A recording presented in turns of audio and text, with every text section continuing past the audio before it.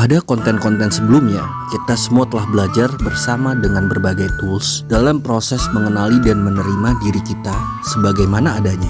Proses pengembangan diri tidak berhenti di situ saja. Selanjutnya, kita bisa mengambil konklusi dari hasil refleksi masuk ke dalam diri kita. Setelah tahu dan menerima diri, sebuah pertanyaan penting akan muncul lagi.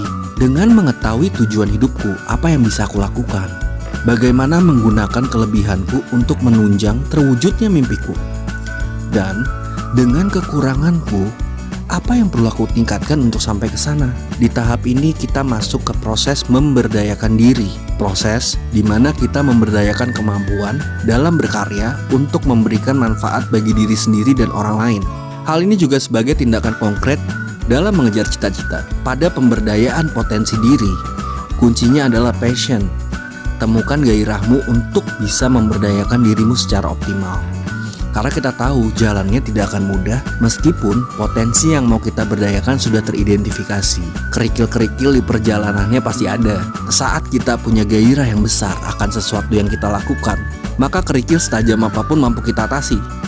Kabar baiknya, dengan sudah mengetahui gairahmu dan sadar akan berartinya tujuanmu untuk terwujud, maka hal tersebut memicu kreativitas diri. Kreativitas yang muncul tersebut akan membuat kita bertumbuh secara inovatif. Tidak hanya itu, dalam menghadapi masalah juga kita sebagai manusia akan lebih memikirkan berbagai opsi untuk mengatasinya.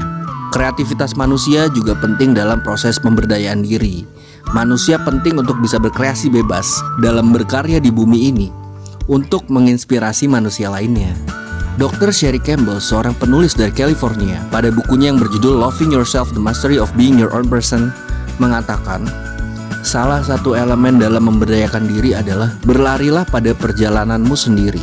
Ini hidupmu. Jadi, fokuslah pada balapanmu.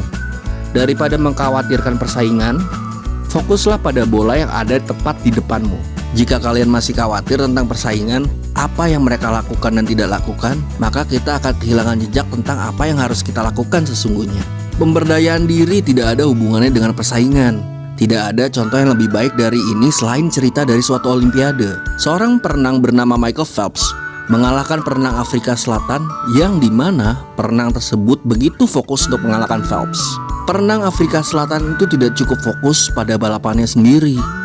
Akhirnya Phelps mengalahkannya karena Phelps fokus untuk memenangkan balapannya sendiri. Yakinlah dengan kapabilitas dan perjalanan hidupmu, maka kamu siap memberdayakan potensi terbesar di dalam dirimu untuk berkarya serta memberikan manfaat positif.